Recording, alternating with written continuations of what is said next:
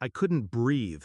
Smoke rolled in under the door like a silent snake, thick and black, licking the carpet. My throat burned. My eyes screamed. I lunged for the window. It wouldn't open. I tried the next, nailed shut.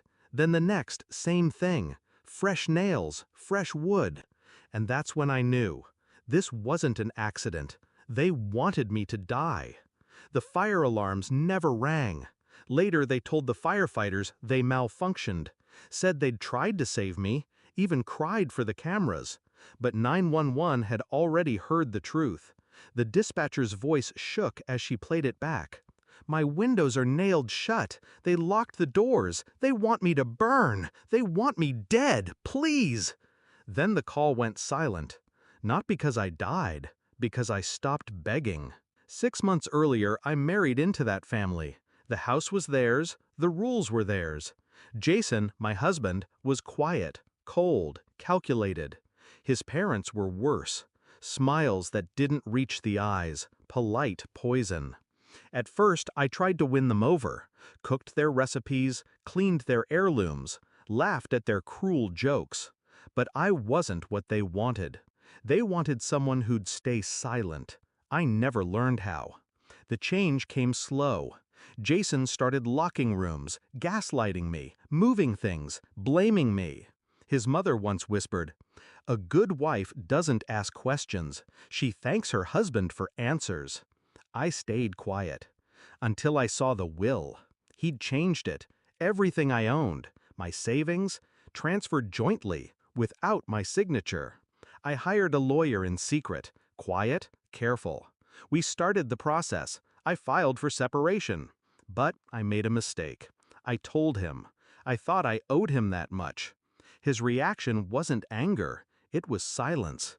And that terrified me more than shouting ever could. A week later, the back door bolt was changed. Then the windows jammed. The Wi-Fi was cut. My car wouldn't start. I wasn't living. I was being caged.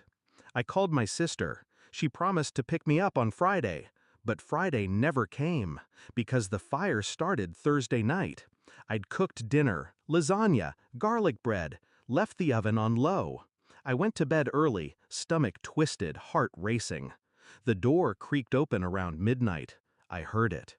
Then footsteps. Then the faint click of the front door locking from the outside. When I woke again, smoke. I wrapped a towel around my face, grabbed my phone.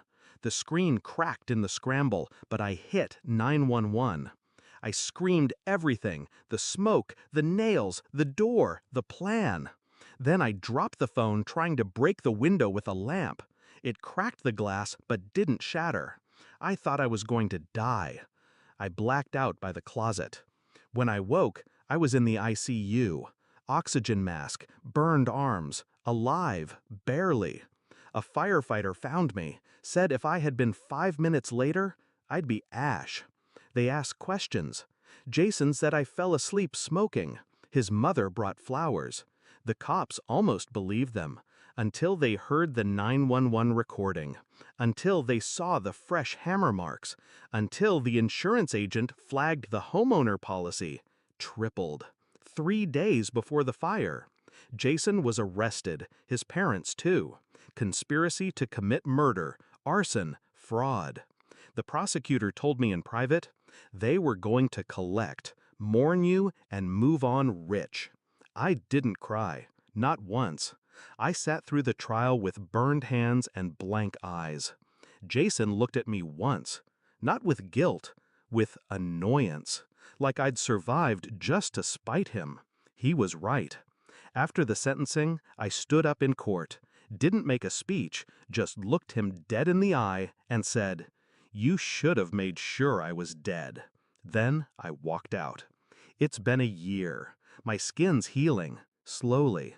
My heart, faster. I bought my own place, small, secure. Windows I control. Sometimes I still wake up gasping. But I breathe now, free. People ask why I don't change my name, why I don't disappear. But I don't hide from ghosts. I survived them. And now, every time someone Googles his name, They find me, my story, my voice, my survival. He tried to silence me with smoke. I answered with fire, and I'm still burning.